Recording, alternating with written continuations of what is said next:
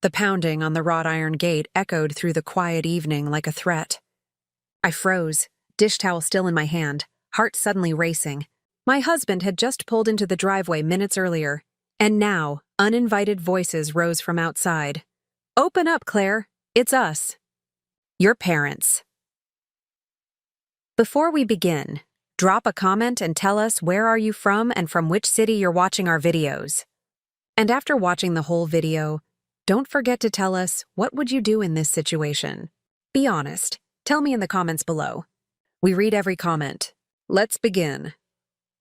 The sound of my mother's sharp voice after nearly 2 decades sent a jolt down my spine. For a moment, I thought I was hallucinating. My parents had cut me off, disowned me, and thrown me onto the streets at 19 because I'd chosen love over their carefully arranged expectations. They hadn't spoken a word to me in 18 years, and now they were at my gate? Behind the steel bars, I saw the silhouettes of several people. My parents, Richard and Sylvia, stood stiffly in their designer coats. My older brother, Daniel, leaned casually against the side of a black SUV, his smirk faintly visible in the glow of the headlights. The same smirk he wore the night they dragged my suitcase out and dumped it on the sidewalk. "Claire," my father barked, his voice heavy with command. "We want to meet your husband." "Open the gate." My knees locked. They had no idea who he really was. The thought sent a wave of cold, delicious electricity through me. For years, they mocked me for marrying beneath our status. They called my husband a nobody, a failure, a burden. But time has a way of flipping the script. I took a slow breath, steadied my hands and unlocked the gate. The hinges creaked as it swung open. And there they were, faces I hadn't seen since I was a trembling teenager clutching a bag of clothes.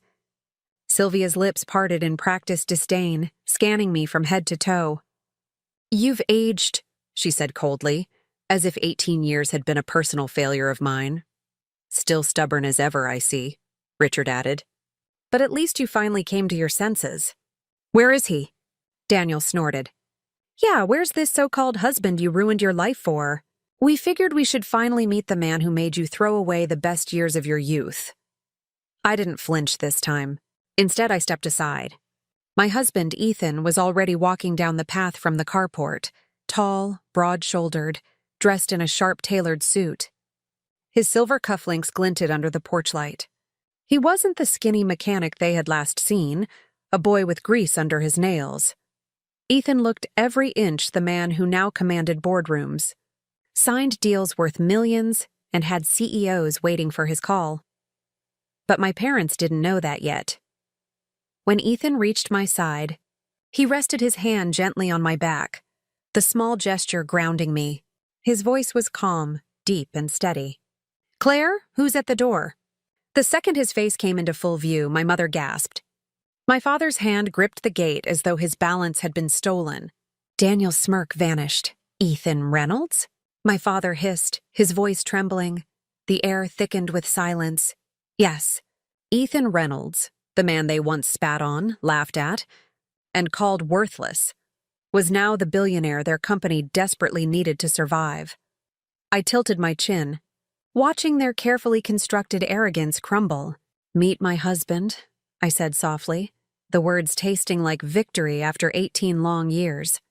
And just like that, every face across from me went pale. The silence at the gate cut sharper than glass. For a long moment, no one breathed.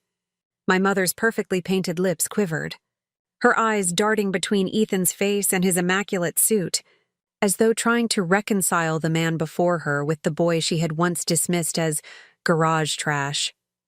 Richard was the first to break. His voice cracked, though he fought to steady it. He swallowed hard. "You're Ethan Reynolds? The Ethan Reynolds?" Ethan didn't flinch. His eyes, calm but unyielding, fixed on Richard. "Yes, and you must be Richard Bennett. Still barking orders like the world owes you." My father's mouth opened, then shut, as though the words had been ripped from his throat.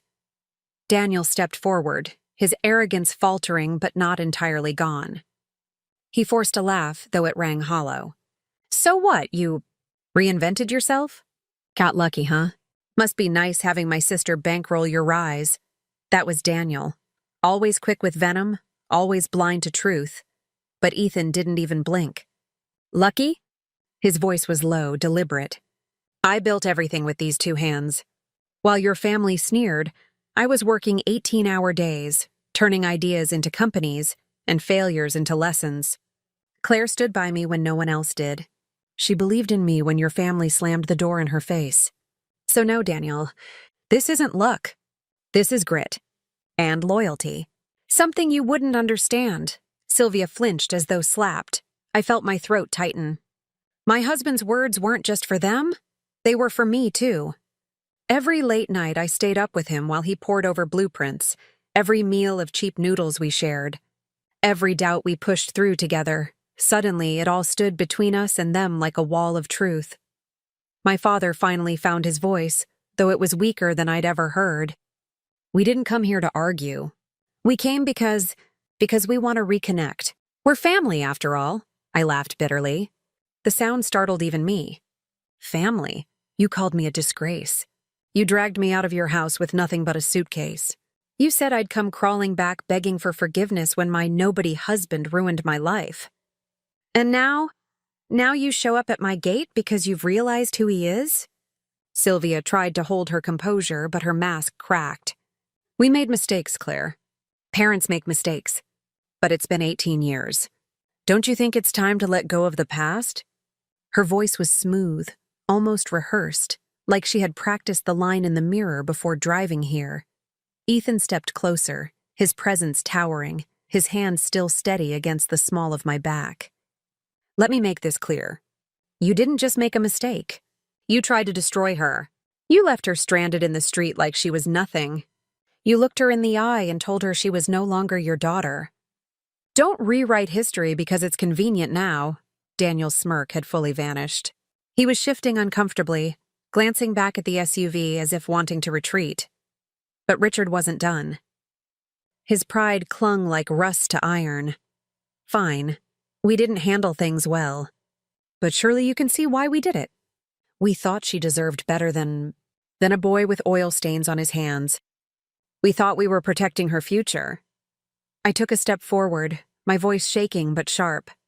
No, you weren't protecting me. You were protecting your image.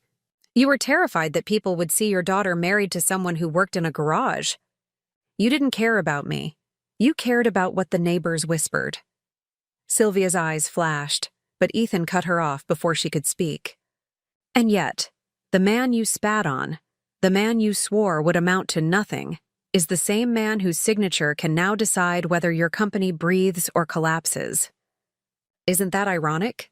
That landed like a hammer. My father's face drained of color. Daniel stiffened, his jaw tightening. I realized then why they were here. Not for me. Not for reconciliation. But because Ethan Reynolds was no longer invisible. He was a storm that shook entire industries, and they needed him. Tell me the truth, I whispered, staring directly at my father. Why are you really here? Richard's eyes flickered. He hesitated, then let the mask fall. Fine, our company is in trouble. We thought maybe Ethan could help. For your family's sake. For your brother's future. The words hit me like ice water. There it was, the truth, ugly and raw. They hadn't come for me. They had come because they wanted something. My chest tightened with rage and sorrow, but my voice came out steady. So, 18 years later, after abandoning me, after humiliating me, you finally show up. Not because you love me, not because you regret what you did, but because you need money? Sylvia's lips trembled. She tried to reach for my hand, but I pulled back. Claire, she pleaded, her voice trembling now. Please, we're still your parents. We just want to talk. Can't you understand? Ethan stepped in front of me, his voice deep and final.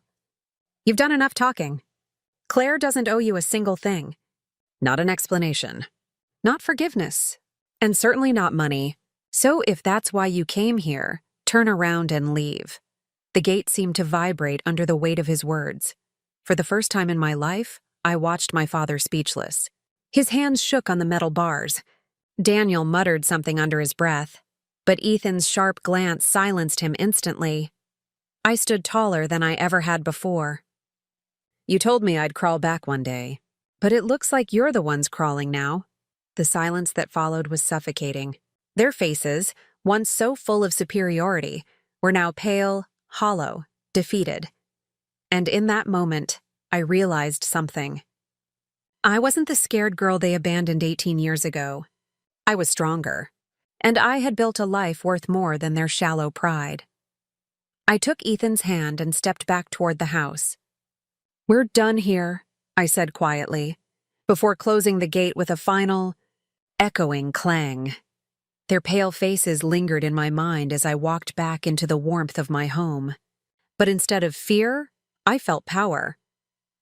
For the first time in 18 years, the past wasn't my burden. It was theirs. The clang of the gate closing should have ended everything. But deep down, I knew it wasn't over. My parents weren't the kind of people to walk away quietly when their pride and money was on the line, and I was right. The next morning, as sunlight streamed across our kitchen, Ethan slid a thick envelope across the table. His expression was unreadable. "Claire, this came by courier." "No return address," I frowned, sliding a finger under the flap. Inside were legal papers, petitions, proposals, even desperate letters. At the very top, in my father's familiar handwriting, "We'll lose everything unless Ethan agrees to a meeting. This is our last chance. Don't let your stubbornness destroy what belongs to your family." My blood boiled. My family? They had erased me for 18 years, and suddenly I was their lifeline. Ethan leaned back, watching me. "They're cornered. Their company's collapsing. Their investors are pulling out, and now they think I'll be their savior?" I clenched my fists. "And will you?" His eyes darkened. "Claire, I would burn every dollar before letting them use you again. But this isn't just business. It's about you. What do you want?" The question sank deep. What did I want? Revenge? Forgiveness? Closure? That afternoon, the Bennetts returned, this time in daylight with desperation etched across every line of their faces. They didn't even bother with arrogance now. Richard's suit looked a little too loose. Sylvia's perfect hair sprayed too stiffly. Daniel pacing like a restless wolf. "Claire," my father started, his tone almost pleading, "we can't keep this up. The company will collapse within weeks. If Ethan steps in, even partially, it could save hundreds of employees. Families depend on us." The audacity of it made me tremble. Now they cared about families. 18 years ago, they hadn't cared about the one they destroyed. Ethan folded his arms, his voice sharp. "You're not asking for help. You're demanding it under the disguise of duty. But where was that duty when you threw your daughter into the street?" Sylvia's eyes brimmed with tears. Whether real or crafted, I couldn't tell. "We thought we were doing what was best." "We were wrong, please. Don't punish the innocent for our mistakes," Daniel broke in, his frustration exploding. "Enough of this guilt trip. Claire, don't act like you didn't benefit from Ethan's success. You got lucky. Stop pretending you built this with him. We need real negotiations, not your dramatics." The words hit like knives. But instead of bleeding, I laughed. A sharp, bitter laugh that made Daniel's smirk falter. "Lucky?" I stepped forward, meeting his glare head-on. I stood by Ethan when he had nothing. I worked nights, skipped meals, pawned my jewelry to keep us afloat while he fought for his dreams. That's not luck. That's loyalty. Something none of you understand. Ethan placed a steadying hand on my arm, but his jaw was tight. His patience was snapping. "Claire," he murmured, "you don't owe them a thing." Richard's voice cracked with panic. "Ethan, please. If not for us, think of the employees. The families who'll be ruined if the company falls." Ethan's eyes narrowed. "You're right. Innocent people shouldn't suffer because of your greed. But if I step in, it won't be for you. It will be to protect them. And make no mistake, you'll lose every ounce of control. You'll step aside permanently. Bennett Industries will no longer belong to the Bennetts." The silence that followed was suffocating. Sylvia's lips parted, her face pale as stone. Daniel looked like he'd been slapped. My father's knees seemed to weaken, but pride kept him upright. "You'd destroy us like that?" Ethan's voice was ice. "I'm not destroying you. I'm saving the company despite you. But you won't be part of it anymore. I turned to face them fully, my voice firm. You thought you could erase me, but I built a life stronger than anything you could have planned.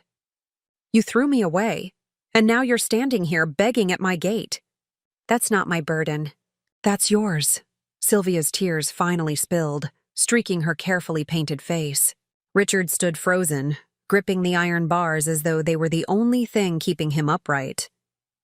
Daniel muttered curses under his breath, but even he knew the fight was lost. Ethan pulled me gently toward the house, his voice final. We'll have my lawyers draw up the terms. If you agree, the company survives. If not, then you can watch it burn. Either way, this ends on our terms, not yours. The clang of the gate echoed again as we walked away. Behind us, I could still hear my mother's trembling voice calling after me. Claire, please. We just wanted to see you again. But I didn't turn back. Not this time. 2 weeks later, the front page of every business magazine in the country carried the same headline. Reynolds Group acquires Bennett Industries. Founder steps down. The photo beneath it told the whole story. Ethan, standing tall in his dark suit, hand in hand with me. Behind us, my father and Daniel, faces pale, jaws tight, signing the documents that stripped them of their empire. It was over. But the war inside me wasn't finished. That night, as the city lights shimmered beyond our penthouse balcony, Ethan poured 2 glasses of wine. He set one in front of me, his expression softer than it had been in weeks. You did it, he said. You faced them. You stood taller than I've ever seen. I took the glass, staring out at the skyline. And yet, part of me feels empty. I thought I'd feel nothing but satisfaction. But seeing them broken like that? My voice trailed off. Ethan stepped closer, his hand warm against mine. Revenge doesn't erase scars, Claire. It just reminds us we survived. You don't need their approval. You never did, but you needed to see that they couldn't take your power anymore. His words hit me deep. For 18 years, I carried their rejection like a shadow. Tonight, for the first time, I felt the weight lifting, but the story wasn't finished. The very next morning, my phone buzzed with a call I almost ignored. When I saw the name, Sylvia Bennett, my chest tightened. Against my better judgment, I answered. Claire? Her voice cracked through the line, trembling in a way I'd never heard. We lost everything. The house, the cars, even the staff left. Your father's health is failing. Daniel's vanished. I don't know where else to turn. For a moment, I didn't speak. Memories crashed in, her voice cold as she shoved me out the door, her eyes hard as stone when she told me I wasn't her daughter anymore. And now, the same woman was begging. I don't hate you, Mom, I said finally, my voice steady. But you need to understand. You made your choice 18 years ago. And so did I. I built a life without you. And I don't need to look back. Her sobs broke through the line, but I ended the call. My hand trembled, but my heart felt lighter. For the first time, I wasn't the abandoned girl begging for love. I was the woman who had chosen her own worth. That evening, Ethan came into the room holding an envelope. He handed it to me quietly. Inside was a deed to the old Bennett estate, the mansion where my childhood had been both gilded and suffocating. They put it up for auction, Ethan said. I bought it. For you. I stared at the papers, the weight of history pressing down on me. Why would I want that place? Ethan's eyes were kind but firm. Because it's not theirs anymore.